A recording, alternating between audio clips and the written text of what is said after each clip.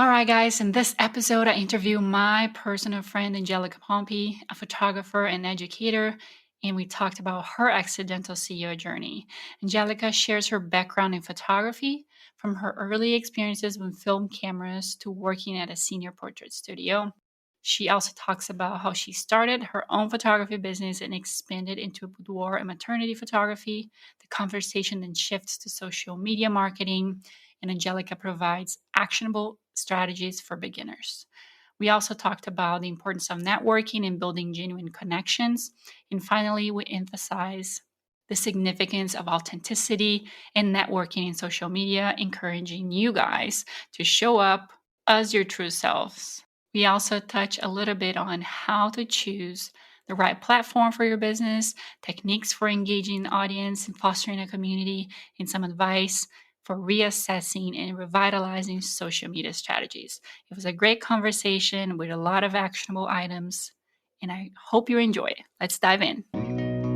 Welcome to the Accidental CEO podcast, where we bridge the gap between the creativity you love and the CEO mindset you need. I'm your host, Nada Salvatore, wedding photographer and business educator. Find full show notes and resources at accidentalceopod.com.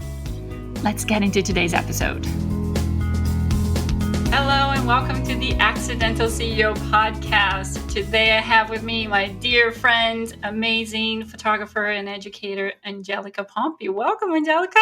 Hi, I'm so excited for you. This is like going to be the best podcast out in the universe. We're already manifesting that. I love this for you. Let's get it to the number one on the charts. Let's do it.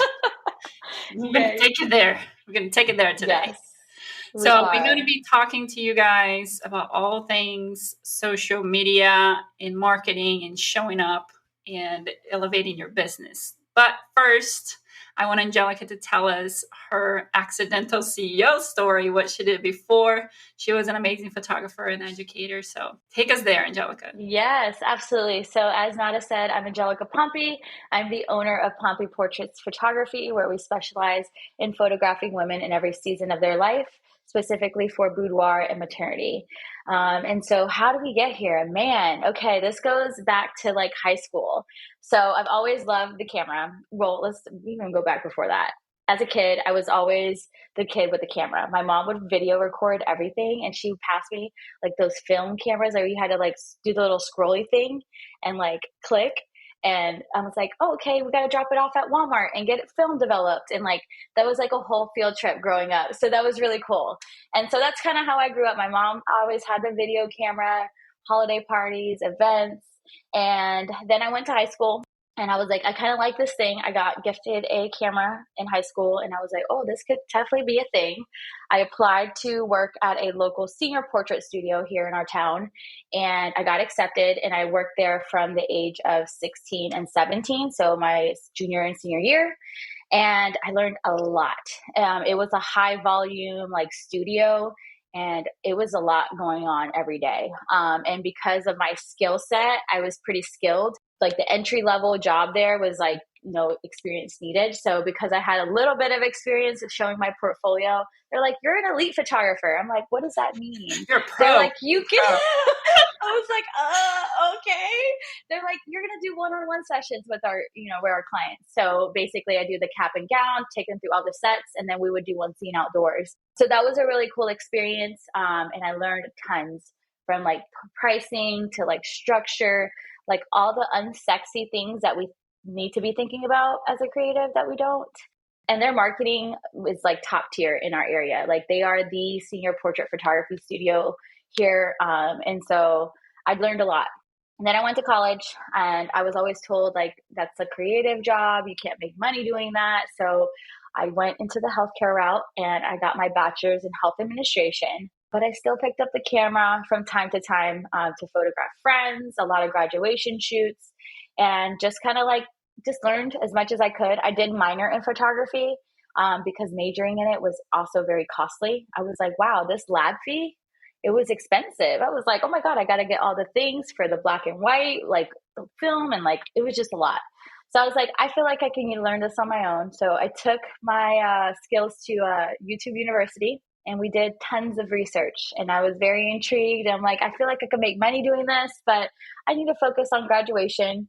And so I did a lot of things with my sorority, doing photography, and kind of elevated my portfolio there. And then in 2017, my husband and I, he proposed to me, and I was like, okay, wait, we need to figure out like how to make more money because weddings are expensive. If you're married, you know, Yes, or but if you didn't have a wedding, you eloped, you know why. So yeah, we started a photo booth business because my husband's like, well, you have all the knowledge, let's do a photo booth. And I had this already idea pitched to him when we first started dating. He's like, you're a little loony. I'm like, whatever. Let me just tell you about this idea. We went to a wedding. I'll never forget. It was September of 2017. And I was like, we're brainstorming ideas. We got engaged March of 2017. So over the summer, I'm like, let's brainstorm ideas for money, blah, blah, blah. We went to this wedding and it was on a webcam. And Charmy looked at me and he was like, we can do this better.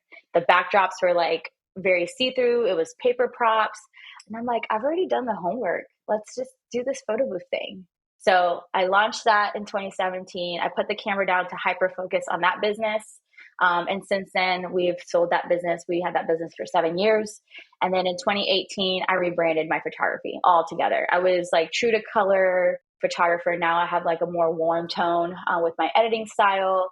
And I've done literally everything under the sun, from like real estate photography, events, weddings, newborns, families. And I recently just pivoted into niching down into boudoir maternity in 2021. And then in 2022, I opened a studio, and we have a brick and mortar where we serve our clients. And it's also a creative space for entrepreneurs and creatives and all the things.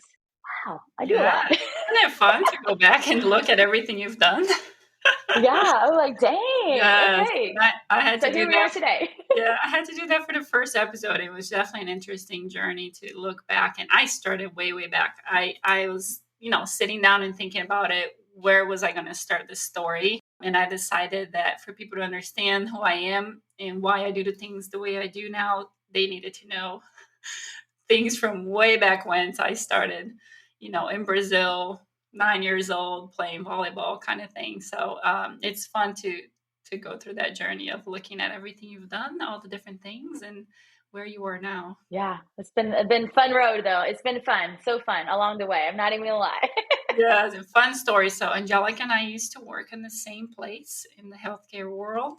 And I remember when I first started being interested in photography in 2019, 18, 19, sometime along that time, going through Instagram and just flipping through, looking at people's works, and then I see this picture and I see this name, and I was like, I know this name.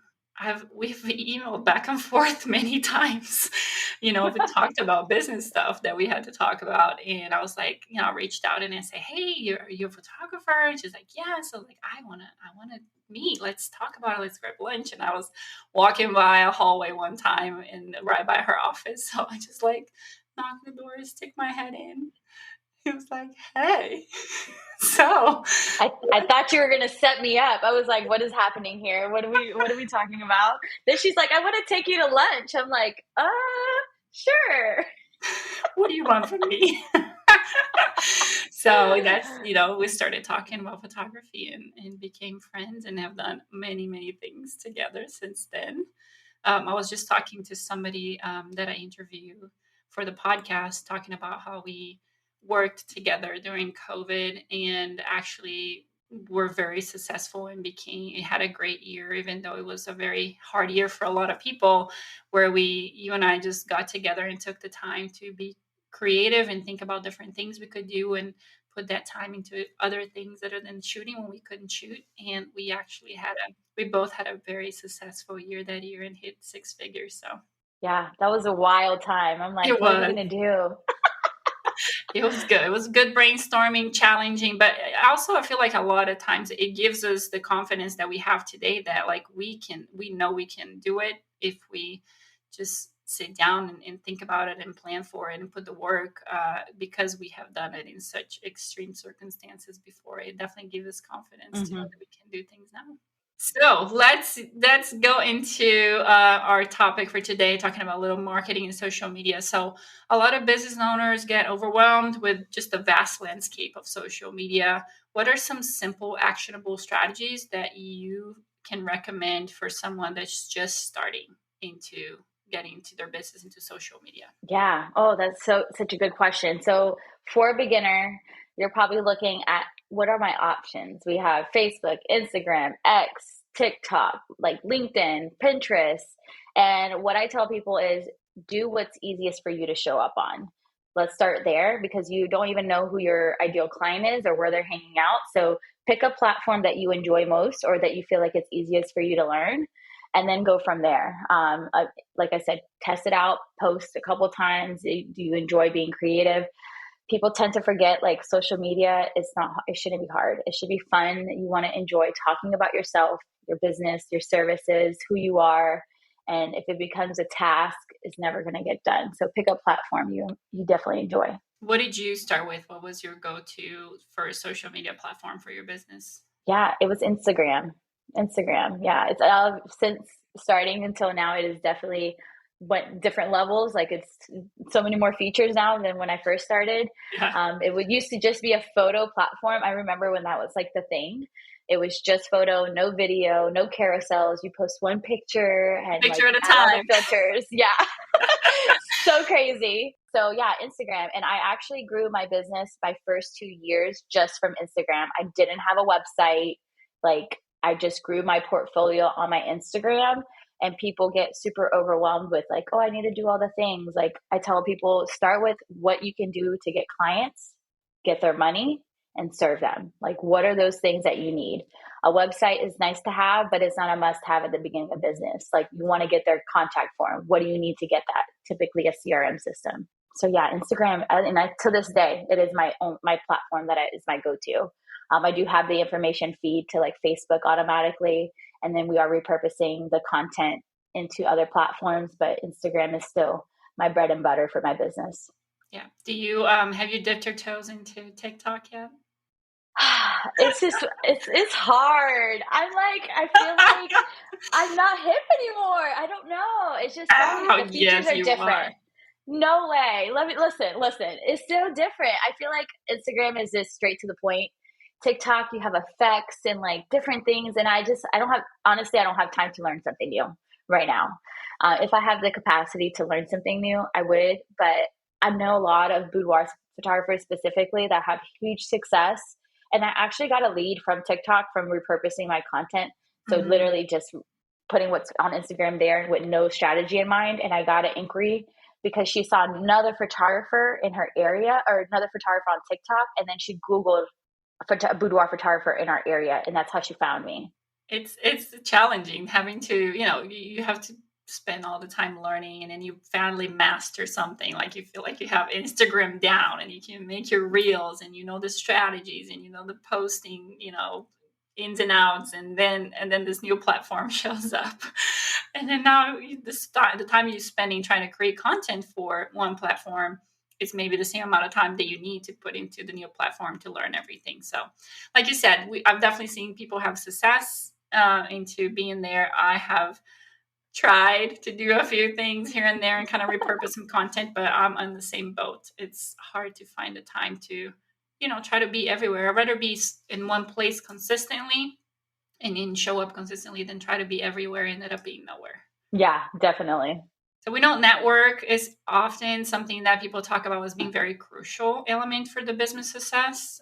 In your experience, what are some effective networking strategies that have given you some tangible results for your business? I know you're a very much queen of that. You love talking about how you love networking. So I'm sure you have some great tips for us.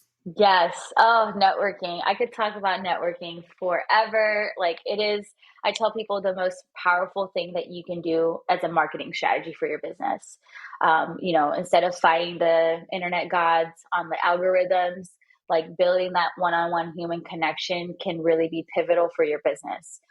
There's a statistic, I actually just looked this up the other day. It's somebody is more inclined to spend their money 57% more than with someone just randomly on the internet, which is huge when you think about that. and being able to, feel somebody's era and like their vibe, like could you work with them potentially? And yeah, just that human interaction one on one. I always tell people like when you pick networking events, pick something that is where your ideal audience is hanging out. So, for example, like I go to a lot of mom events because a lot of my ideal clients that specifically are expecting or I want to do like a mommy like makeover kind of situation and they want to do a boudoir session. So those are the spaces that I'm in and I'm not even a mom yet. So like you don't have to be one of the people in that space. You can still show up and be yourself and interact with people because that interaction can really, bring you business. Typically for networking, you don't see the ROI right away. It's maybe like a couple months down the line, but they're going to remember you. They're going to be like, oh, that Puerto Rican with the curly hair, the boudoir photographer, let me go look her up. We talked on Instagram. And that's another thing is when you meet people at networking events, connect with them on social media. That's like my biggest tip is to reach out to them after and send them a message and say like, hey, it was so nice to meet you. We'll definitely stay connected. And if there's anything I can do to support your business, let me know. And that will mean the world to them. They're probably not going to be expecting that. So they're definitely going to remember you after that. Good. So let's break that down a little bit more. So how, if I don't even know where to start, I know networking is important, but heck, I don't even know how to figure it out where to go. Give me some tips first to like, where do I look for places and things to do? Absolutely. So my first one is like events on Facebook. Facebook has tons of events. Kind of search on there, see what other, if you click on there, you can do like categories, locations. You can also go to Eventbrite. Eventbrite is a really popular place and they have like a whole search and the wide variety of different events are on there. It's pretty good. And then Instagram too, just like social media, what people are posting, following like networking groups. There's a lot of things like the chamber. Every big city typically has like a chamber, a BNI group, which is like a networking group. That's more business related. And there's tons of like mom groups, like on Facebook. You can ask in those groups, like, hey, is anybody having an event? I would love to connect with you.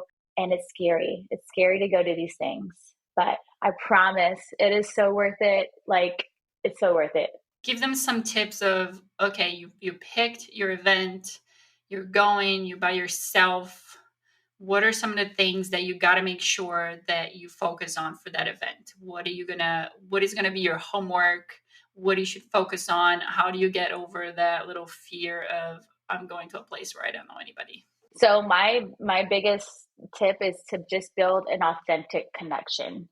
Even if it's somebody that might not be an ideal client for you, they might know somebody that can refer you and that is the most powerful thing is a referral for your business. I always say people like when you approach them, people don't know what to ask.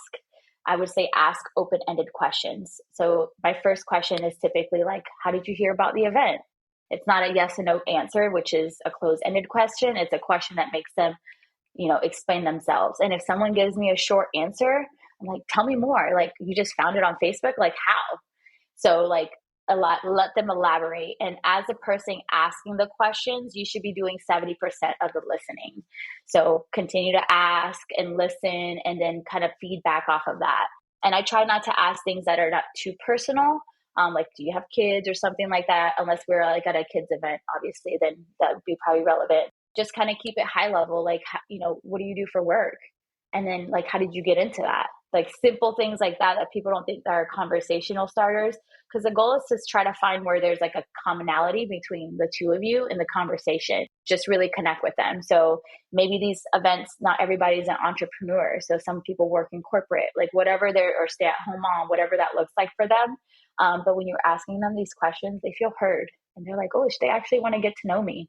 So I would say like definitely one of the goals, making genuine connections and then taking that connection outside of that event on social media, email, website, however you're connecting with them. Yeah, so that art of connecting with people on a genuine level, that's going to lead into just better friendships, connections, relationships, and all that. Like you said, people are more likely to buy from somebody they know. And that kind of ties into a little bit of the importance of you showing up and being authentic, representing your brand in a social event, but also in social media. So when people feel like they know you, when they see you on the street for the first time, they like come talk to you because they've seen you show up online and they know what you like, and they know that maybe they know you like something random because you talk about it all the time. You know, people know that Angelica likes charcuterie boards because she's They always talking do. about it on social media, and they come talk to her about it when they see her out on the street. So, finding things that would help you connect with that potential client and with your audience, it's very, very important. So those are great tips right there. Yes, and like showing up authentically, man, that is like so important. I show up to events and people are like, "You're just like you are on the internet." I'm like, that would be weird if I wasn't. I'm high energy. I bring positive vibes. Like that's just who I am. Like my energy is not for everybody, but when they meet me in real life, they're like, "You're the same on the internet." I'm like, "I am." Which is, I call it it's such a sad compliment, because it is a compliment, but it shouldn't be. Like, we should be the same people when we're showing up online that we are when we're talking to somebody, but it's not the reality out there. A lot of people pretend to be something else, or pretend to have these all kinds of things that they really don't have when it comes to connecting with their audience. So very, very important to show up authentically. So let's talk a little bit more about that. Let's dive into that. Today's episode is sponsored by Accidental CEO. Hello there, my CEOs. I'm Nada Salvatore, founder of Accidental CEO, an education and coaching platform where we believe every surprise in your career is a step towards greatness. Whether you found yourself unexpectedly in charge or you're actively seeking to climb the leadership ladder, we are here to guide you. I specialize in transforming emergent leaders like you into confident CEOs through target education and personalized coaching. With Accidental CEO, you gain access to exclusive workshops, one-on-one coaching, and a suite of online courses designed to hone your skills, refine your strategies, and amplify your business powers. My approach is tailored to fit your unique journey. I understand the twists and turns of becoming a CEO, especially when it's unexpected.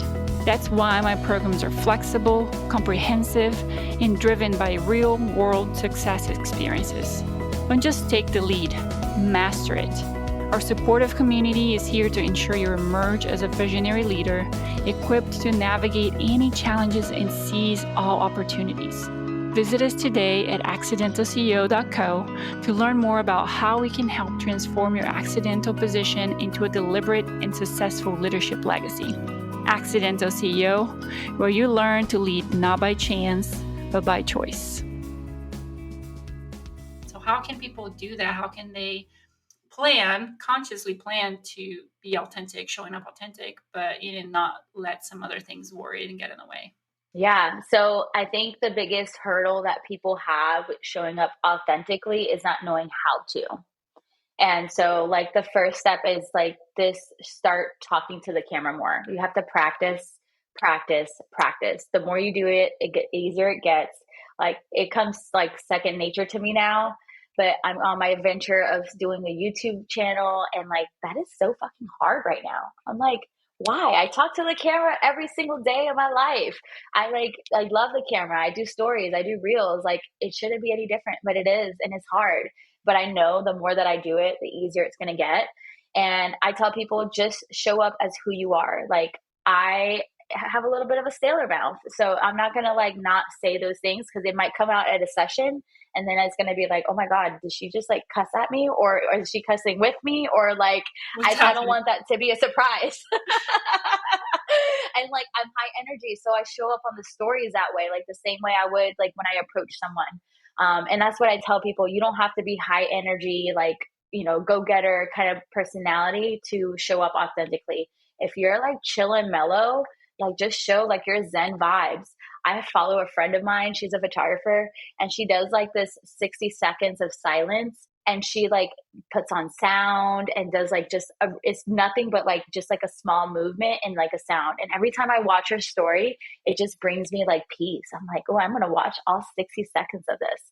And then I just know that like that's her. And like that when she talks, she's super mellow and like she's not putting on a front. I tell people like, show up as who you are. so that when someone does meet you in real life, they're like, oh, you are just like how you are on the internet. A lot of it just stems from practice. And I say start small, like short clips, selfies. If you haven't had a branding shoot that will give you that boost of confidence you probably need to show up for yourself. So yeah, those are definitely like one of the ways for sure is just like practice, practice, practice. Let's give them a few like very tangible examples of some things that they can do to show up authentically, because we hear about it, how important it is and how you should do it, but then like what does that really mean? So let's give them some examples of maybe like some stories or some posts that they can do where that would actually be showing up authentically. Yeah, absolutely. And showing up authentically goes beyond just video, it goes like with photo. So I always tell people when you're starting business, especially at the beginning, is just introduce yourself, like talk to your audience. Like my caption would not be super professional type out. It's going to sound like how I talk. So I'm like, hey guys, let me tell you about my day today and a little bit about my story and like how we got here as a photographer. And I just will write as if I was talking. So that would be number one is like, write like you talk. If you don't know what that means, voice record yourself and translate that into text and then just fine tune it. Like that's a good hack to do. And you'll for sure have all the things in that sentence somewhere. Yes, all the things. And everything is fine. Everything is fine. Everything all is the fine. things. And so that's one hack. Definitely just like write as you talk and then show up without being all perfect. Like right now, I have my hair and makeup done, but my hair and makeup done was prior to this because I had 2 other events and all the things. Okay. Show up how you are. I show up on stories, specifically on Instagram, with eyeliner from the day before because life was lifing and I just went to sleep and I was tired. I'm not going to just go brush my hair back because I'm hopping on stories. Like when you show up in that way, it's relatable and people are like, she's human. If I were to show up every single day with lashes and makeup on, that would be like super fake. Like that's not how you're working every day. I show up to my stories. I show behind the scenes of what I wear to my sessions. Because if you go to my website, I'm suited and booted. I got like, my branding photos. I look like a boss babe, like all the things, but I want to make sure people know what they're going to see when they walk through that door. They better not expect to see an Angelica with a suit on and heels. We're in trouble. Taking your photos. Yeah, like smile. Hold on, I gotta take my heels off. So just showing like what your day to day is because it's relatable and they know it kind of gives them a glimpse of what to expect from you as a person. So that would be like my definitely big second tip. And then my third tip is just like don't hold back. Just do like what you would do normally. Like you're going to attract your audience. However you show up, like I'm going to use my husband as an example. My husband hates being the center of attention. He's a videographer. So he captures weddings and things and important moments of other people's lives. But he's like, I just want to be the behind the scenes man. And I call him husband. So if you guys follow me on social media, I just refer to him as husband and nobody can ever say his name either. So that's another reason why. But you'll just hear husband talking in the back and like husband, and like he's built an identity as husband with no face, or he'll kind of like pop in. So like he's just showing up as himself. If I were to tell him to be like, hey, Charmy, go talk on the stories and talk about your day, people would be like, that's not who Charmy is. So just be who you are and you're going to attract the people that like your vibe in your era. He's a great example. When he does show up and talk about something, people are paying attention because they know he's not going to just come in and say whatever for no reason. He's actually saying Yes. something I should probably pay attention to. It's probably important. So let's Yes. Good. So we know social media algorithm is always changing. We hear about it all the time. We're always chasing that thing down.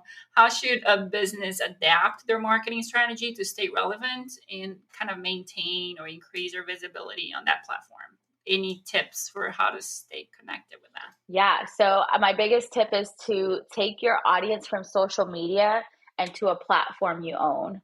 The biggest and easiest way is email marketing. This is a shameless plug for Flowdesk.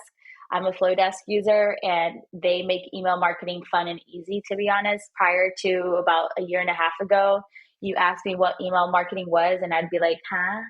But now like I understand the value.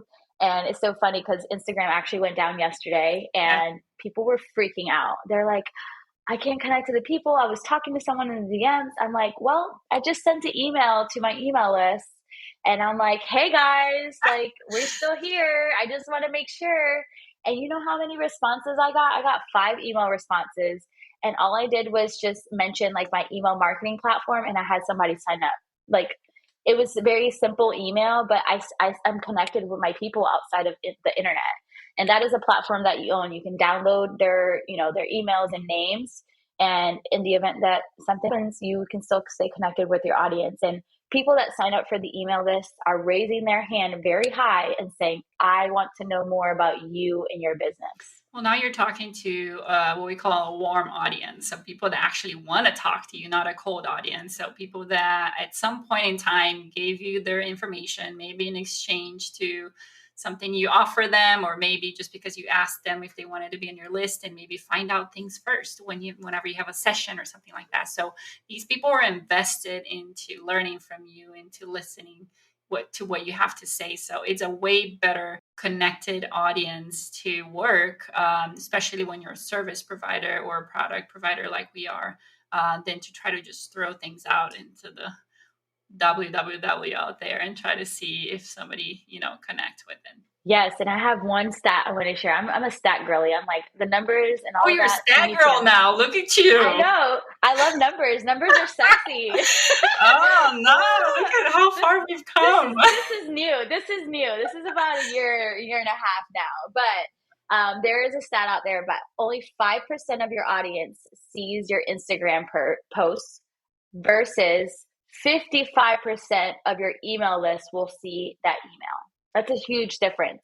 Let's say that again for the people on the back. Yes, 5% of your Instagram followers will only see your content. 55% of your email subscribers will open the email. That is huge. Huge difference right there. So we know there's lots of platforms out there. So many platforms available, from LinkedIn to Instagram and everything in between. How should a business choose where to focus when it comes to social media marketing efforts? Is there a one size fits all platform, or does it depend on the nature of the business? Yeah, I would say it definitely depends on where your ideal client is hanging out. And if you don't know where that is, ask them. If you're a service provider, put that in your questionnaire. Like, what's your favorite platform to hang out on your leisure time? If you're a product service, maybe you send out a survey to ask that question, or maybe just reach out to a handful of clients, because you want to make sure that you're showing up where your dream clients found you, like wherever that was. I think a lot of people try to play like rocket science and try to figure out and play and play and play and waste a lot of time. Just ask. You'll be surprised the answers you might get.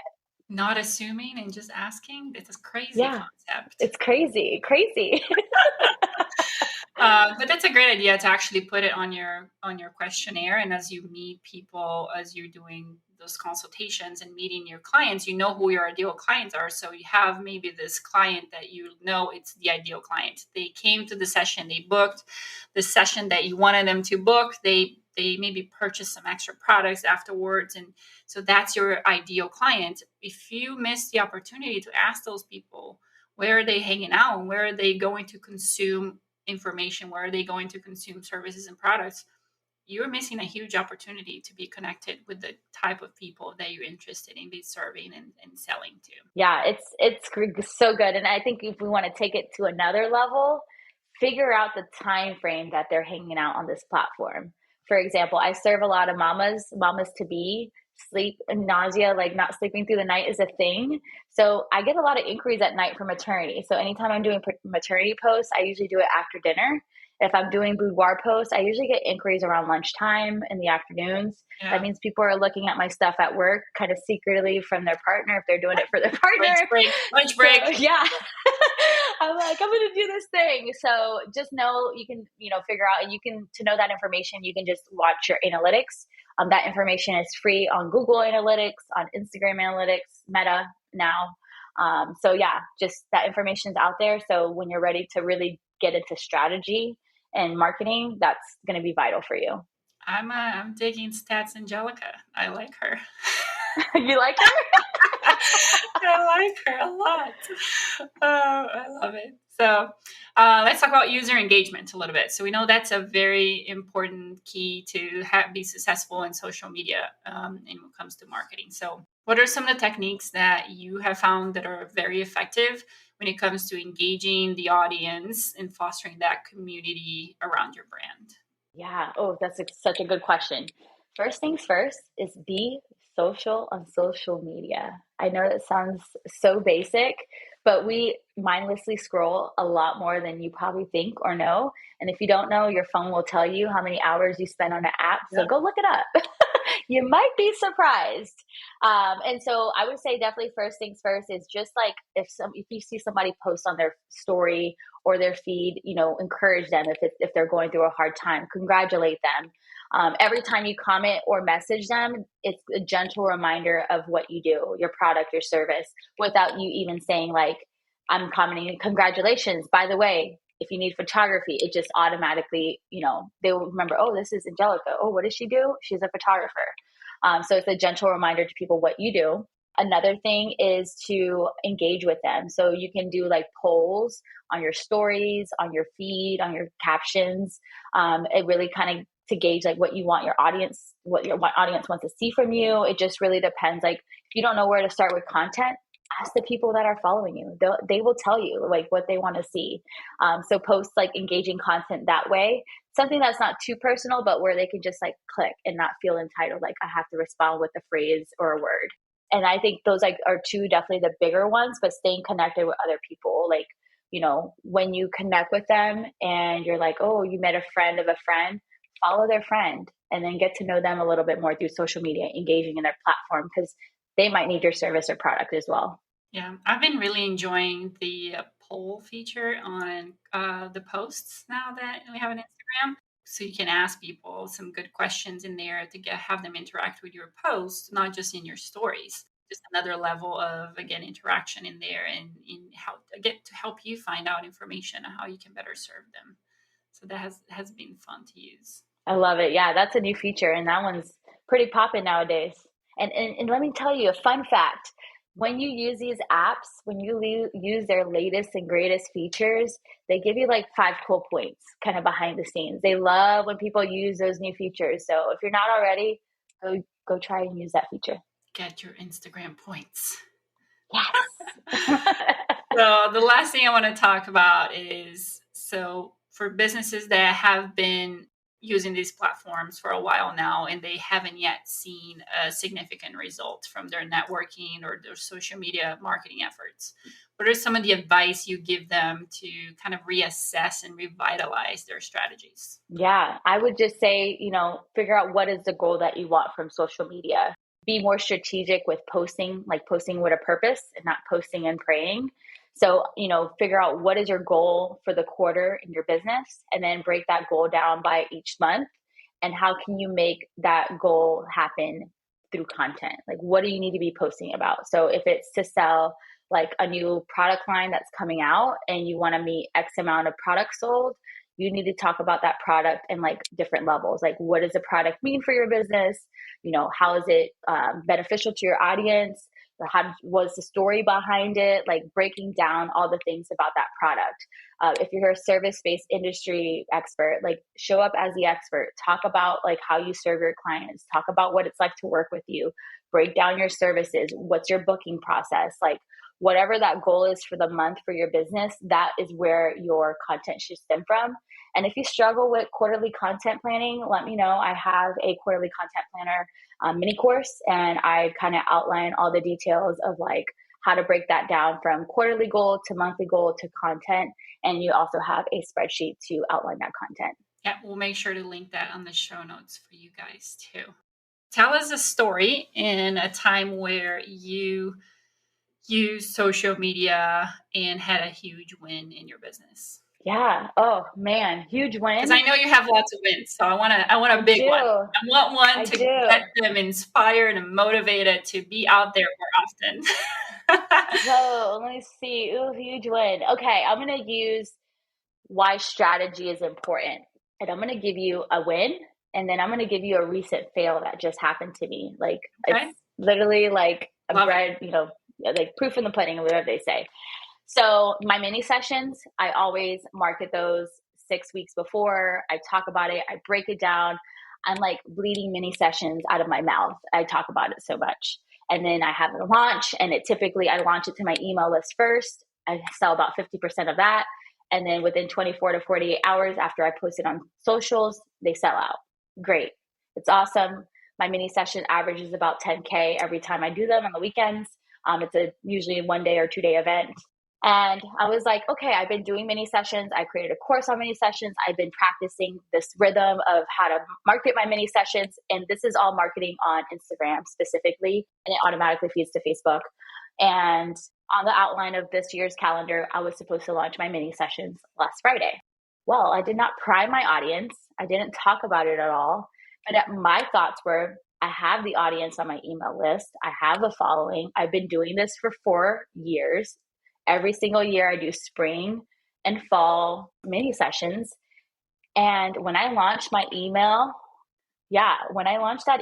to pitch the sale for the mini sessions, you know how many people booked? Zero. And I was like, wow, that has literally never happened to me. But I know exactly why, because I didn't create the landing page like I normally do. I did not talk about or prime my audience. It was like a surprise sale. And the type of price point that I offer my services at, it's not a couple dollars. It's giving a couple $100 on top of a more couple $100, depending if they want more pictures or album. So it's a big commitment. And so to ask, $350 from someone that is maybe the first time hearing about mini sessions or haven't heard me talk about it since July, because I do Christmas in July for my mini sessions. Like, they were like, what? And I did not book anything. So like, there is power in marketing. Although it might feel repetitive, just continue to follow the course, and like, it will be worth it. Like, build up the momentum to whatever product or service launching, because it is so, so, so important. Strategy. That was so good. Thank you so much, Angelica, for being on the show with us. Tell us, where can everybody find you for all the things? All the things. Oh my gosh. So if you want photography services, boudoir and maternity, you can follow us at Pompy Portraits. That's Pompy Portraits. And then if you want business education, life Angelica, behind the scenes, just like everyday me, that is at Angelica Pompy. Very simple. And then I have angelicapompy.com for some of my resources, and pompyportraits.com for our services and how we can serve you. Perfect. Thank you so much again. I'm sure that was amazing. They got lots of great tips about how to show up, how to have good strategies, be authentic, and all the things so that they can be doing for social media marketing. Thank you so much. We see you guys next week in another episode of the Accidental CEO podcast. Bye. Bye. And that's a wrap for today's episode of the Accidental CEO podcast. Thanks for hanging out with us in the world where creativity and business strategy collide. I am Nada Salvatore, thrilled to have shared this time with you. Remember, every episode is a step closer to mastering the art of being an accidental CEO. So don't miss out. Hit subscribe, drop us a sweet review, and spread the word to your creative tribe. Your next big breakthrough could be just one episode away. Join us next time for more insights, laughs, and actionable tips. Keep pushing boundaries, dreaming big, and embracing the beautiful chaos of entrepreneurship. Here's to make magic happen in your business and beyond.